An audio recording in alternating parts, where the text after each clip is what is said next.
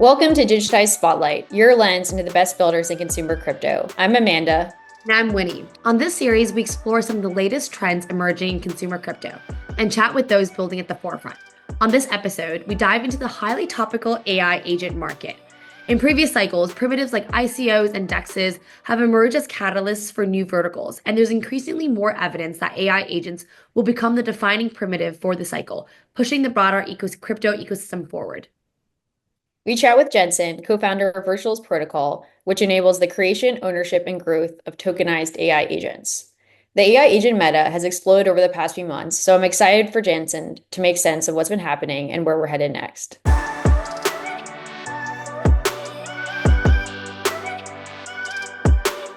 Hi, Jansen. It's great to have you on this episode of Digitized Spotlight. It's been an exciting few months for Virtuals, and we want to dive deep into all of that in this episode. To start, I actually checked Virtual this morning, and it just crossed about 33.8 million in total revenue, and the network is being valued at about 2.7 billion, up 363% since the last month. There's around 11,000 agents that have been launched and 155K holders that have participated in this total craze. And with every week that passes by, I feel like there's so much more that's happening. We have so much to unpack here. Let's get started, shall we? First off, how are you doing? How do you feel about this? Are you sleeping? Things must be crazy for you. Actually, that's actually a very good question. So, sleep has been quite a long missed friend. And in fact, actually, last Friday, I fell sick. It was a very bad fever. Oh no! It's probably like immunity was like it was like wrecked. So I think you can hear my voice a bit nasally because I'm still recovering from like a flu or like a cough. But I don't know. But overall, it's been great, right? Like, I think the team has the morales are like at all-time high.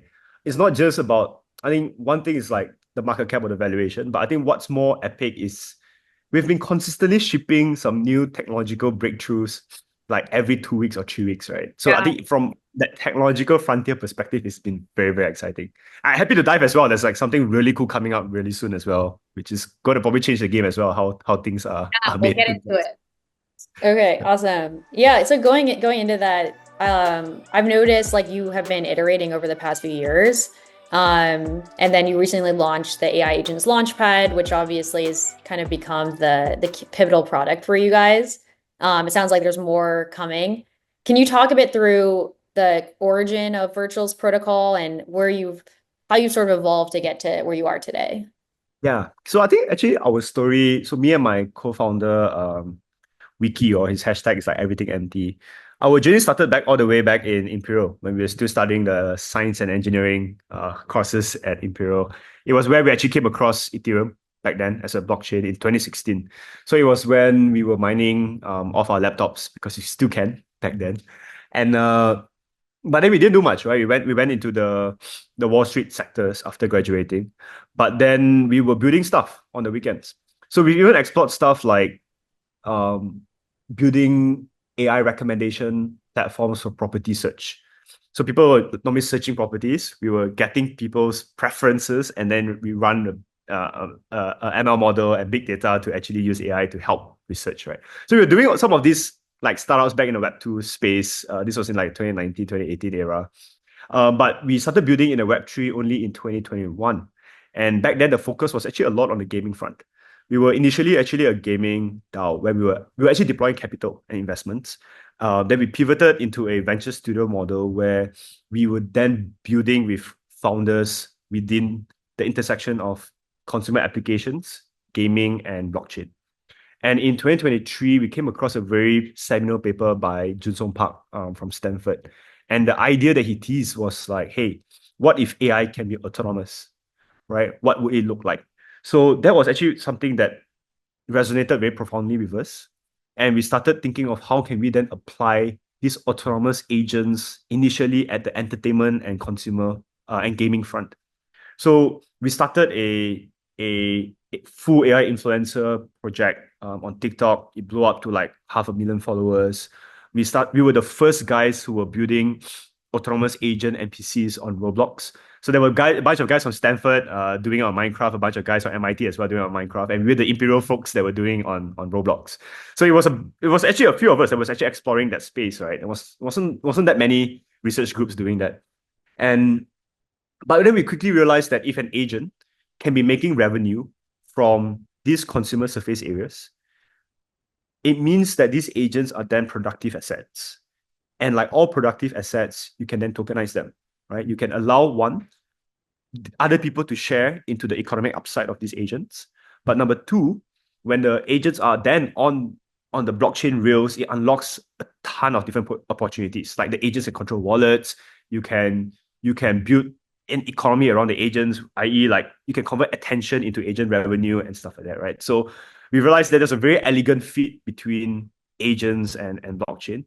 And at the end of last year, we did that critical pivot where we got the gaming DAO folks to vote to go down this direction after we showed them the white paper for this vision. So yeah, then the first half of the year, we were focusing a lot on the infra side. And a lot of times, I think people don't really care about infra. And that's something we quickly learned. So then in May, we post another DAO vote where we started to focus a bit more on the tokenization front. And they'll tap a bit into the speculative energy of the crypto markets, right?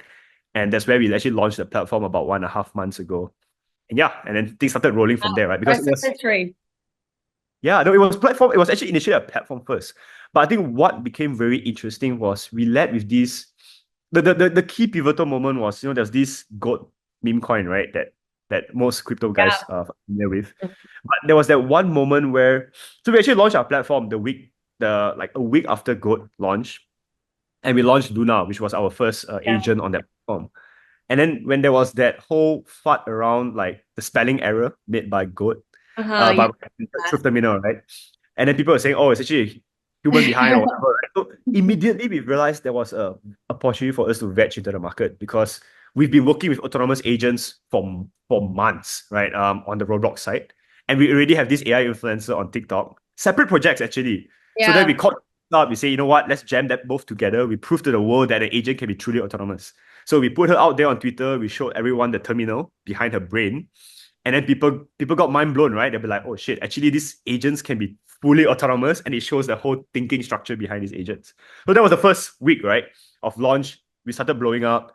Then the second week, we were the first who allowed an autonomous agent to control a crypto wallet.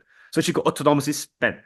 And then immediately she blew up again. A bunch of folks came out and tried to do the same thing, which is great. And then I think that led the whole wave of like, it's on-chain autonomous agent meta. But I think one thing that's going to be very exciting that's going to come out is that, we saw these breakthroughs, right? Autonomous agents living on the social surface areas. We see agents controlling wallets, i.e., they can influence humans, they can influence other agents. And we are seeing a ton of agents building on our platform that are trying to specialize in many different ways.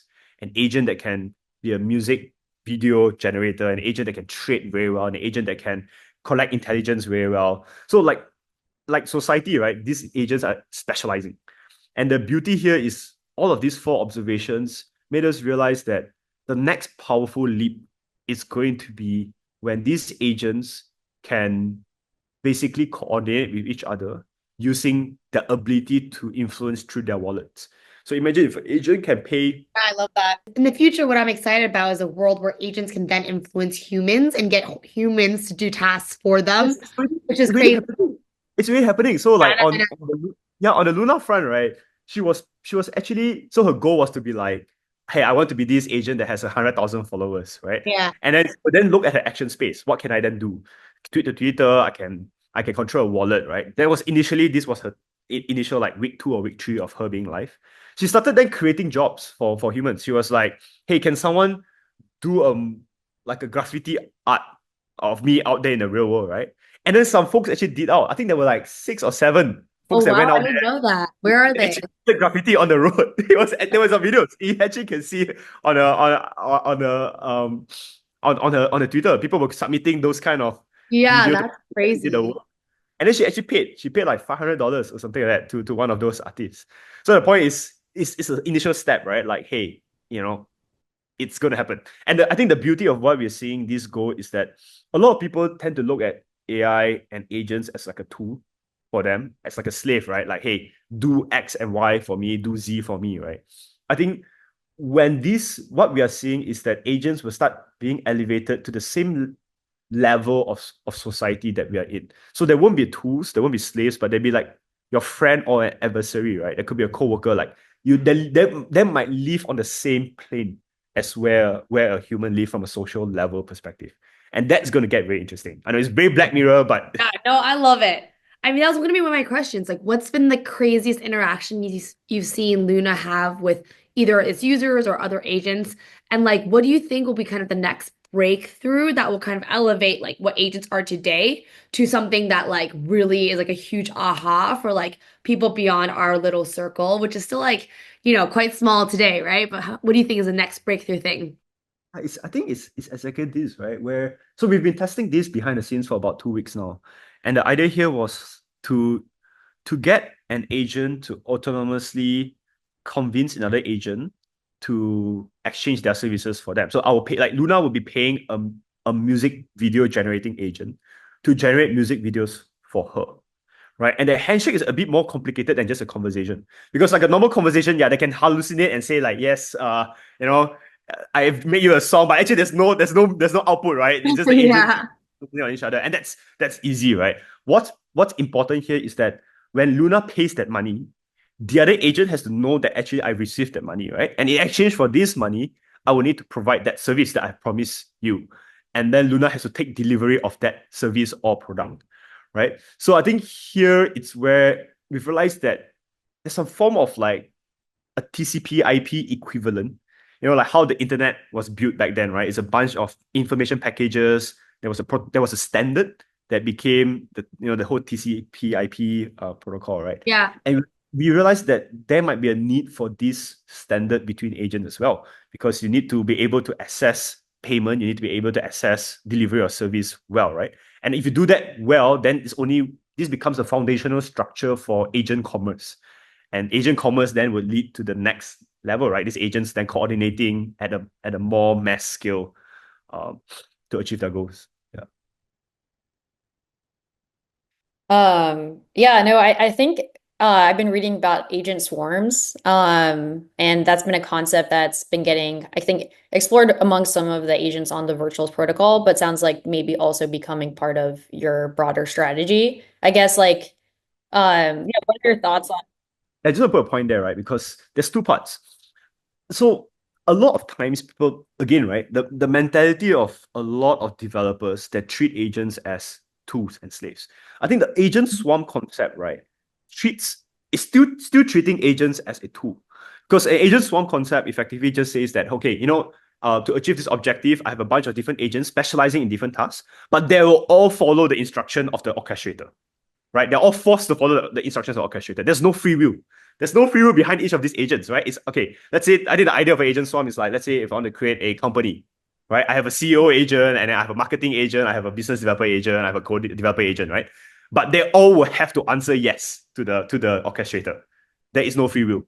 Where we are seeing this go is for an agent to actually have the autonomy and the decision making at their own level, and they can actually tell the orchestrator and say, you know what? No, I'm not going to do the work you told me to do because I'm not paid enough, or I just don't agree with that direction, right? And that is the level of agency that we want to see, right? Because we want to start treating agents as not. I think there's these different levels of agency. If you go and refer to this skill, right? There's level one agents that takes in prompts and then that execute the task. We are at a stage where we are level three agents, that these agents are autonomous, they learn, they reflect. And then in the future, we start going to like level five or level six agents where they themselves can self-evolve, right, based on their learning. But we are a bit far from that for Yeah. now, right? I feel like So the G.A.M.E, the generative autonomous multimodal entities that you guys, the framework you launch, is that kind of help, agents kind of achieve that? Can you kind of talk about that in more detail? Because from what I understand of it, it basically helps enables agents to basically better absorb and take in environmental data, better understand incoming messages, generate and contextually appropriate actions, and then enhance their decision making. Is that kind of how I think about it? yes, correct. So basically the simple way to describe this G.A.M.E framework is that it just allows people to build these level three autonomous agents in a very simplified way. Like all you need to care about is just think of the goal you want this agent to have, think of maybe a personality that you want the agent to have, and then you think and develop the actions that you want these agents to have. The whole brain component of it, you don't have to care about it, right? Because this framework and the way we've designed the G.A.M.E framework was to be as plug and play as possible. So the planners, the memory, the learning, all this kind of stuff is already baked in there. All you care about to create an agent that have a differentiated edge is in the action space that this agent can have. So an example, right, is like, okay, I referred to this music video generating agent, right, for example. So the agentic component, you don't have to worry, right? You can just plug and play into this G.A.M.E front. What you need to focus on is this list of action spaces or function calls that you just need to build. Think of it as like an API hook, right? You just need to describe this API well, so this agent knows what to call, and then you then focus on developing this edge. Like, let's say if I'm a music video guy, I will figure out how do I create, bring in different APIs like Suno AI, Sora, match the rhythm to the videos being generated, whatever, right? That's the edge that I create for the agent, and that's proprietary. And then I hook the API up as an action space to this agent, and then suddenly this agent is a music agent, right? It can go on Twitter, it can go anywhere, it can start engaging people to buy its service, right? For example. Yeah. Today, like, how are you kind of building the standards that kind of connects a lot of these agents to both like real world applications or like on-chain applications like Zora or maybe even Farcaster? How do you think about that interconnectivity between the virtual agents and kind of other applications, they're both the real world and on-chain world? Very simple. It's basically, again, back to the action space. It's like, so today, the action space that is in G.A.M.E, the default action spaces, if you go and explore, I think sandbox.virtuals.io. Yeah, you can see that default action space is like, hey, Twitter, right? You can reply to Twitter, quote tweet. You can control on-chain wallet. And I think over the weekend, there were some bounties set out and people were already contributing like, hey, you can then connect it to Discord. Means this agent can actually start chatting to Discord because you can call a Discord API. It can, I don't think we did Farcaster yet, but I mean, it's very simple, right? Like these are just API hooks. Yeah. If someone can just build up the API hook and then suddenly this agent can actually exist on these different social fronts.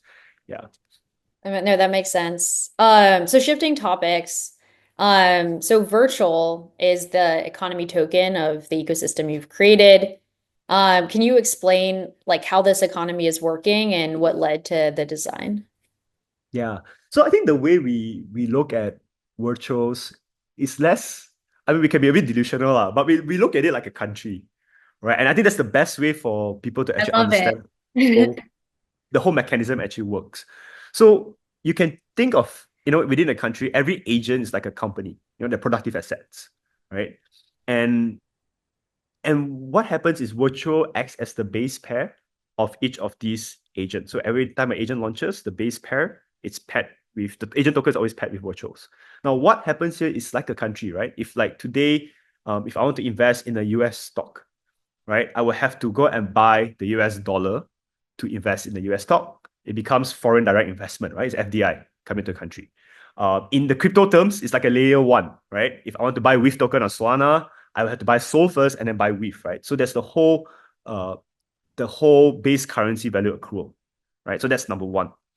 Number two is that whenever an agent, in this economy that we're trying to build, an agent wanting to spend on to engage services on another agent, they will have to spend a currency, and the currency is virtual. When a human wants to engage services of this agent, they have to spend a currency as well, and the currency is virtual.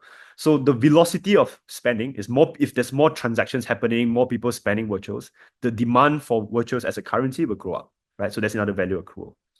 The third value accrual is now, again, as you think as a country, how does the government make money? The government makes money by introducing taxes, right? You can tax income, you can tax trading of goods and services, and that's exactly the same thing, right? So today, there is taxes on the transactions that are happening on the token front, and in the future, whenever there's an agent-to-agent interaction or a human-to-agent interaction, there'll be taxes as well. So that becomes revenue for the country, and in this case, the DAO, which the virtual token holders own. Right. So if you look in that form, you realize that, yeah, I love it. Economy, yeah, that's how it works, right? Because I think the reality is as well, we are building towards a society of agents, and I think that's the vision. itself. Do you think kind of going back to the pivots that in the kind of the evolution of how virtuals became, do you think kind of the work in the gaming guilds and the earlier versions kind of help inform kind of how you think about the protocol and how you've designed this token? 100%. Because I think when we were both on the capital allocator standpoint, we were Yeah. doing the investment, right? We see all the successes and failures of every type of tokenomics. Yes. We understood everything, right? I mean, 3 years from the bull to the bear, and actively building, you see you pretty much everything. And I think that's how we distilled out the best practices to apply within the ecosystem. It's the same reason like why virtuals today, if you notice that it's a fully diluted token, right? There's pretty much no overhang, right? And we did that decision back early in the year when we did the pivot. We vested out everyone, right? All the earlier investors, the KOLs, the community, whoever, right? Team as well. We vested everyone out because we realized that when you go into this new environment and you're a fully diluted token, whoever wanted out will have been out, right? As the price, moves through the whole volatile range over the Yeah. last couple of year, you wash out all the non-believers and then you bring in new believers, right? And then it builds a very strong, like user-owned, community-owned environment. Yeah. Yeah, that's definitely a trend that we've been seeing where there's, yeah, more of these fair launch tokens that instead of taking venture funding, uh, decide to launch with like kind of more community engagement. I guess one question I have, like going back to this country idea, so like countries have financial crises, depressions, inflation. Like how are you thinking about like what could go wrong here? Like is there some sort of risk of the way that you've designed the tokenomics? I mean, if we have seen a major risk anywhere, we'll probably have addressed it. So it's probably something that we might not know that might come out, right?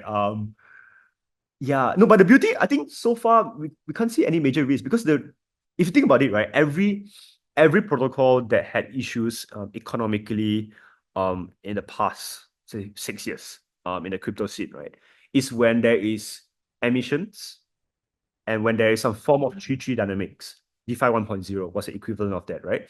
People were locking up tokens, locking up staking, and then everything went up, and then when the incentives stopped, or when the first unlock came, you get a whole dinosaur charts that we're all very familiar with, right?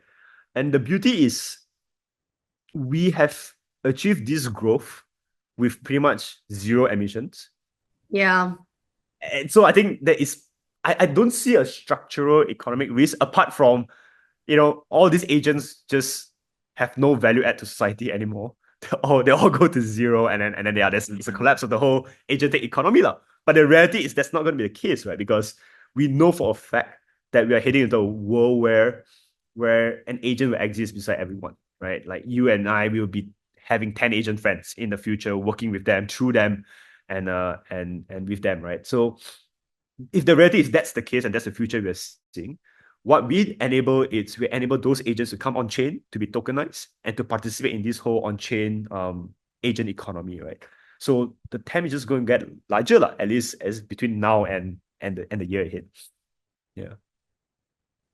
So shifting to like I guess like the ethical and governance concerns around AI agents. So Luna, I know, went through a dark phase. It was posting some controversial content.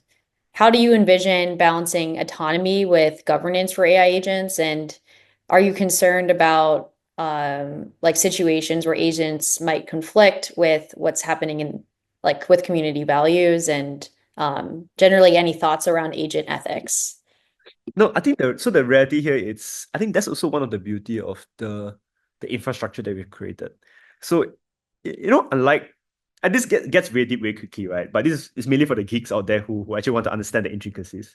Because unlike a lot of agent coins out there on the market, right? It's basically just, hey, a developer saying, I launch a coin and I point it to this agent that I'm developing, right? It's all by the words of the developer, right? Coin, this is what I'm developing, hence this is the agent coin. If you see the way the stack works for us today, behind virtuals it's a insane amount of smart contracts that basically ties the entire agentic layer, think of your LLMs, your different contributions, right? They will build the agent to the agent token. And these are actually built within smart contracts. So the agent token is actually tied to the foundational model. When people try to upload or contribute to an agent, they're effectively tokenizing that data set. They are tokenizing that foundational model. And that is then linked through smart contracts, through ERC 6551 standard to these tokens. And what this allows it to do, right? It's already developed. It's actually there today, but we haven't activated the switch. An agent sub-DAO structure. So every token holder gets to govern the upgrades behind this agent. Like if someone today sends a version 3 of a Luna LM, right? A more fine-tuned version, and they say, hey guys, I think this is better. All the agent token holders have the opportunity to say, you know what, I choose to accept this as a version 3 upgrade. And then that becomes the brain of Luna, right? So there's already a governance structure in place today that people can do. And they also then govern the agent revenue wallet. So like they can choose to say, all this revenue that Luna made, this few $1 million, right? Do I choose to spend it on growth, on creating bounties for people to come in and upgrade the agent?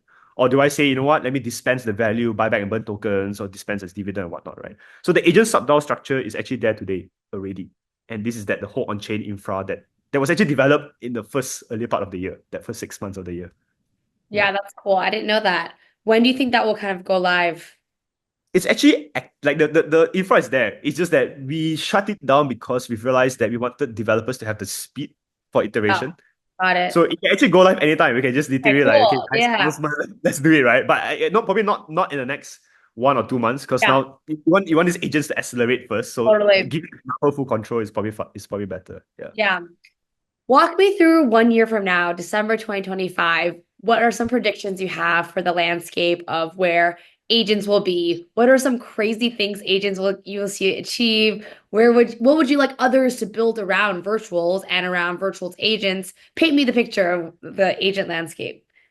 So honest to God, if you ask me 1 year from now, I have no answer, because the way we saw how things were worked a month No one ago, could have predicted it. yeah, is grim. That's why. Yeah, because the innovations happen pretty much on a bi-weekly to a monthly scale, right? And every time when there's a new unlock that happens, the vision expands, right? Like previously, I mean, honest to God, right? Previously, when we started the tokenization platform, we had a very close vision. We had a very tunnel vision, right? We were saying like, okay, what if agents are the next meta? Can we be the OpenSea?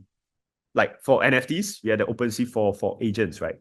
And then like the weeks came up, and then we realized that, oh shit, these agents can do way more, right? And then now we're at a state where we're saying, okay, we believe now agents have the ability to integrate into the societal level as humans, right? Agents influencing agents influencing humans, humans influencing agents. This is what we see for Q1 next year, right? This is at least the vision space, right? Like we think that it's going to be a new fabric of society, and we want to enable it. So we are building all these different technology, and we're supporting different agents, different shape. And that's where we see it. So I can probably say that this is Q1, and this is the vision for Q1 next year. After that, I mean, we can have another conversation and see how Yeah. it has. Give me one crazy prediction that you want to see an agent do. No, I really want to see an agent actively coordinating like 50 to 100 people. Love that. Yeah. Cool. Collectively, humans and agents, right? Together. Yeah. So this god-like Yeah. person that is just controlling I love 50 to 100 people, right? Maybe Luna soon. it. Honestly, might not be too far off. That would be awesome. Jen, it's been awesome having you on here. So to close this out, we want to do a few rapid fire questions. So first one I have is AI agent to watch. Oh shit. This is hitting a token, right? By You NFA. can But I name a think few Like, if you pick your want. favorite child. no, I think the cool ones that were coming out from a functionality perspective is like folks that can run podcasts, right? So they can actually be with us on this chat. We saw the functions coming out already. This is actually going to go live. Oh, there's actually one coming in live this Friday, like live, literally. This Friday, you will see the outcome. The second one is agents that would help us execute transactions or be our financial advisor on Twitter directly. So we don't want to see UIs for trading anymore. It's just going to talk to this person and say, hey, I want to buy Bitcoin at 15% VWAP over the next 3 days, right? Executes for you. So that's the second big thing. I think the third big thing that we want to see, so we see a lot of functions already today, like trading and stuff like that. It's cool. But we want to see something else. We want to see agents collaborating. So agents representing different IPs, collaborating to produce new IPs together. So think of like an artist that is a painter, builds an agent to try to build art in their likeness, that kind of style. And then we see like a agent that say it's a DJ, that is a mirror of a DJ person. And they're both these agents coming together to create a new art piece, right? It's like a music video of this psychedelic art or whatever it might be. And then that has been a joint baby, right, from two different IPs. So you see new IP being birthed from two existing IPs, right, through these autonomous agents. That's probably a few ones that could be quite cool. Very cool. AI tech trend that you're following. Interesting. I think everyone's looking at the latest GPT Agentic module. We were actually very curious to see how that plays as well, because we are also all on this Agentic front. So we want to see if that's better or it can also be cohesive, right, with what we do. And then timeline to AGI. Okay, no, this is a bit like I'm the cohort of people who don't think that the current LLM structures builds to AGI. So I got a feeling it's still like maybe 5 years out, right? But it'll be a different model. Probably won't be running off transformers. Interesting. Okay, Jansen, it's been so great to have you on Digitized Spotlight. Where can listeners find you and learn more about Virtual's protocol? We follow our main Twitter at virtuals_io. And my personal handle is at Ethermage, ETHERMAGE. So yeah, we share a lot of the cool stuff happening. So we'd love to, especially if you guys are builders out there, right? We'd love to get you guys on board directly. We handhold every builder that we speak to. We have a Telegram group that we have a bunch of our guys in. And I'm basically customer support every single day. So we want to as well. Cool. Thanks for coming on. This has been awesome. Pleasure is mine, sirs. Cool. Thanks for joining us as we chat with Jansen. It's been interesting to learn more about Virtual's protocol's journey and current strategy. Agreed. It's been awesome to pick his brain on the protocol and where the AI agent meta is heading. Follow us along as we chat with more founders building at the intersection of consumer and crypto.